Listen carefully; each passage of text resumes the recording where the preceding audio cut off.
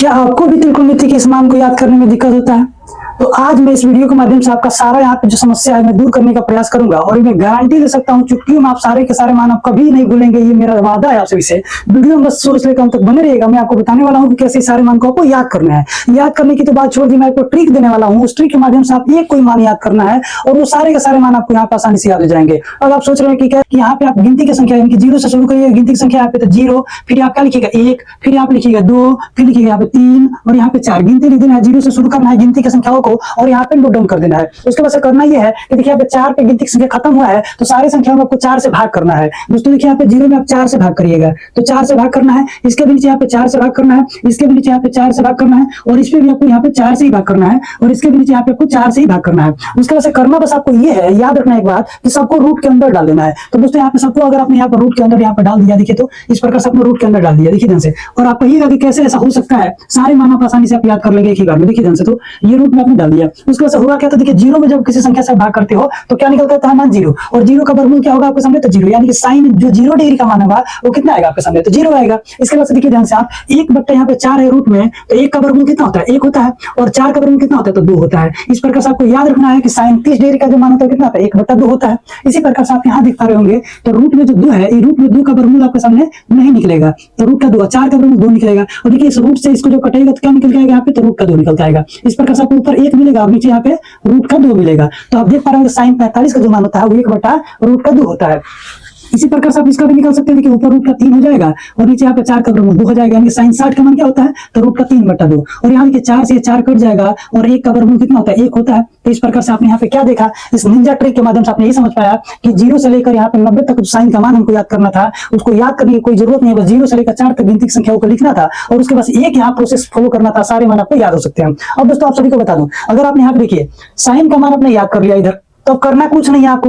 दूसरा मान आपको बस याद ये रखना है कि जो कोस का मान आपको लिखना है, कोस का मान जो यहाँ पे 90 डिग्री का जो मान होता है वो यहाँ पे जीरो का मान होता है। यानी कि आपने जो साइन का मान इधर से लिखा हुआ था, अब आपको करना है कि कोस का मान के लिए आप इधर से मान इधर से लिख देना है। यानी कि जो कोस यहाँ पे साइन 90 का जो मान था आपके सामने वो आपको कहाँ लगा रखना है, तो कोस जीरो में रखना है। यानी कि यहाँ पे आपका कितना हो जाएगा, एक हो जाएगा। यानी कि इधर वाला मान आपको इधर से लिखते हुए चले जाना है। तो यहाँ पे एक था तो एक रख दिए। उसका सब दूसरे में आप रूट का 3 बटा 2 था तो यहाँ पे आपका कितना हो जाएगा, ये रूट का 3 बटा 2 हो जाएगा। फिर उसका देखिए 45 वाला मैच करके यहीं पे इसको यहीं पे लिख दीजिएगा, तो ये रूट का कितना हो जाएगा, 2 हो जाएगा। फिर यहाँ पे देखिए जो आपके पास यहाँ जो आने वाला था, तब आप इधर जा रहे हैं, इधर जा रहे हैं तो आपको देखिए यहाँ पे कितना मान दिया गया, तो 1 बटा 2 दिया गया, तो 1 बटा 2 हो जाएगा। अब 90 का पास जाना है तो यहाँ पे जीरो का जो मान था वो 90 का मान हो जाएगा। तो इस प्रकार से आपको बस याद एक करना है साइन का मान, और साइन के मान को आप 90 की तरफ वाला जो मान था वो जीरो की तरफ से लिख दीजिएगा तो हो जाएगा आपको कोस का मान। और अगर यहाँ पे साइन और कोस का मान आपको याद हो गया तो tan का मान निकालने के लिए यहाँ पे एक मैं निंजा ट्रिक आपको बता रहा हूँ। ये करना क्या आप सभी को, यहाँ पे tan का जो मान निकालना है, तो दोस्तों अभी आपको मैंने एक फॉर्मूला बताया, थोड़ा सा मैं यहाँ पे थोड़ा सा समझाने का प्रयास करूंगा, थोड़ा ध्यान दीजिएगा आप सभी लोग। देखिए अभी आपको मैंने एक फॉर्मूला पढ़ाया था यहाँ पे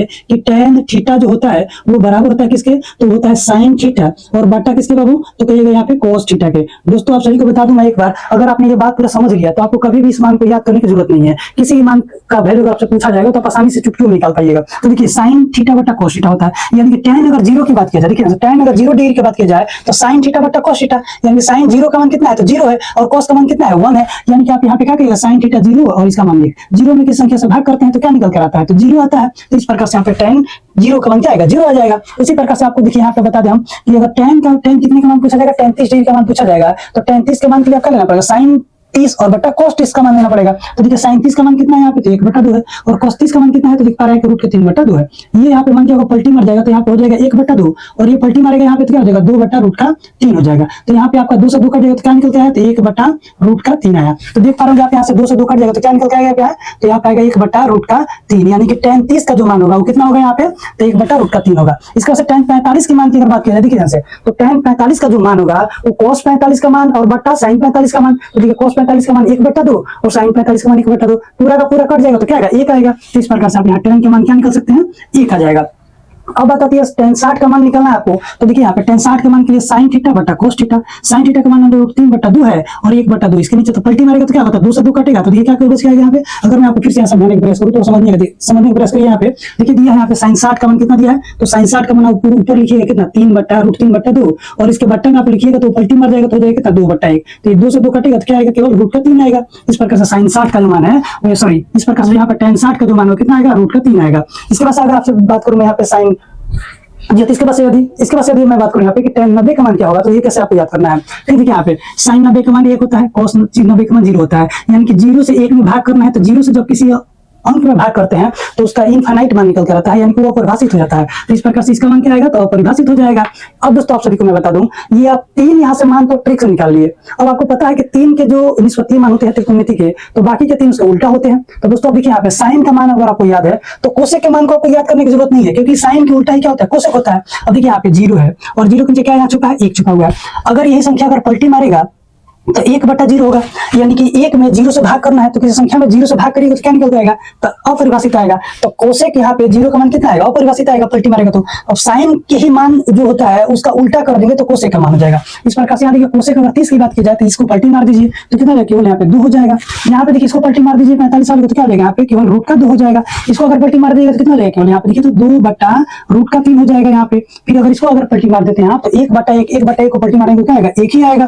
तो इस प्रकार से आप देख पा रहे हो कितनी आसानी से फॉर्मूले को आप याद कर सकते हैं। दोस्तों आप इसके बाद से बता दूं, जो यहाँ पे सेक का मान पूछा गया है, तो आप सभी को पता है कि जो सेक होता है कॉस का उल्टा होता है। तो अब यहाँ कॉस का उल्टा, यानी कि कॉस का जो मान यहाँ दिया गया है उस सबको यहाँ पे पलटी मार देना है। तो देखिए cos 0 का मान यहाँ पे 1 है और 1 को जो पलटी करिएगा तो फिर 1 ही आएगा, 1/1 यानी कि 1 ही आएगा। फिर यहाँ पे इसको पलटी मारिएगा 30 के मान को, तो कितना आएगा देखिए ध्यान से, तो 2 कितना जाएगा यहाँ पे, तो √3 आ जाएगा। फिर यहाँ पे इसको पलटी मारिए तो फिर क्या आएगा यहाँ पे, केवल √2 आएगा। फिर इसके बाद इसको पलटी मारिए तो क्या आएगा, केवल 2 आएगा। और फिर देखिए यहाँ पे 0 को जो पलटी मारिएगा तो 0 के नीचे यहाँ पे 1 है, तो पलटी मारिएगा तो 1/0 हो जाएगा। इसी संख्या में 0 से भाग करने पे क्या आता है, तो इनफाइनाइट यानी कि अपरिभाषित आएगा।